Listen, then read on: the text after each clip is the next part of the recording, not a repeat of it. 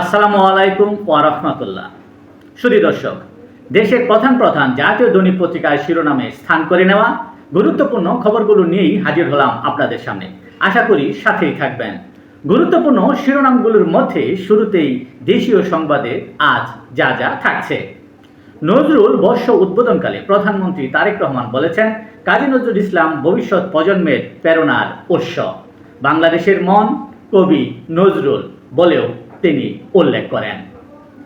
বাংলাদেশের অনুরোধে তিস্তা প্রকল্পে কাজ করবে চীন বলে জানিয়েছেন চীনা রাষ্ট্রদূত।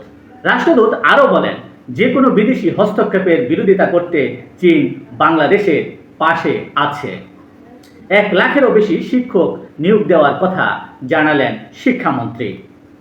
এইচএসসি পরীক্ষায় প্রথম দিনে 34,000 অনুপস্থিত, 7 শিক্ষার্থী বহিষ্কার। নেতিবাচক ধারা থেকে বের হতে পারছে না রপ্তানি খাত। গত বছরের চাইতে 58% রপ্তানি কম। গেজেটের অপেক্ষায় পে স্কেল বাস্তবায়ন।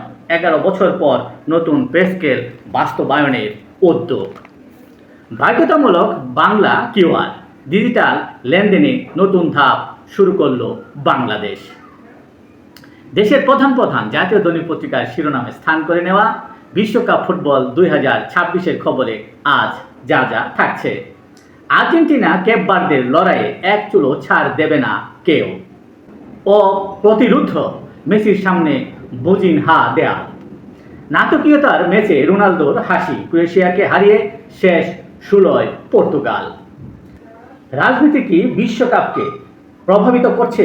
এমন বিতর্ক এখন খেলার মাঠে বাড়ছে বিতর্ক, ম্লান হচ্ছে বিশ্বকাপের সৌন্দর্য। একের পর এক রেফারির বিতর্কিত সিদ্ধান্ত। মেসিদের অপরাধীর মতো করা হলো তল্লাশি। দেশের প্রধান জাতীয় দৈনিক পত্রিকার শিরোনামে স্থান করে নেওয়া আন্তর্জাতিক খবরগুলোর মধ্যে আজ যা যা থাকছে। কৃত্রিম মস্তিষ্ক তৈরির দাবি ইরানের। জুনে 38,000-এরও অধিক ইউক্রেনীয় সেনা নিহত। কিয়েভে রাশিয়ার ভয়াবহ হামলায় অন্তত 13 জন নিহত, আহত 90। গাজায় 3,500 বার যুদ্ধবিরতি লঙ্ঘন করেছে ইসরায়েল। ফিলিস্তিনি গোলরক্ষককে গুলি করতে হত্যা ইসরায়েলের। জাপানের সঙ্গে প্রথম প্রতিরক্ষা উন্নয়ন চুক্তি করল ভারত। আইভরি কোস্টে ভয়াবহ বন্যায় নিহত 59। সমুদ্রপৃষ্ঠের তাপমাত্রায় নতুন রেকর্ড, আরও বাড়ার আশঙ্কা। দ্য গার্ডিয়ানের প্রতিবেদনে উঠে আসে এর চিত্র। এই ছিল দেশের প্রধান জাতীয় দৈনিক পত্রিকার শিরোনামে স্থান করে নেওয়া গুরুত্বপূর্ণ খবরগুলো জানিয়ে এতক্ষণ আপনাদের মাঝে উপস্থিত ছিলাম। আজকের মতো এখানেই, আবারও দেখা হবে আগামীকাল ঠিক একইভাবে। সে পর্যন্ত অবশ্যই ভালো থাকবেন, সুস্থ থাকবেন। আসসালামু আলাইকুম ওয়া রাহমাতুল্লাহ।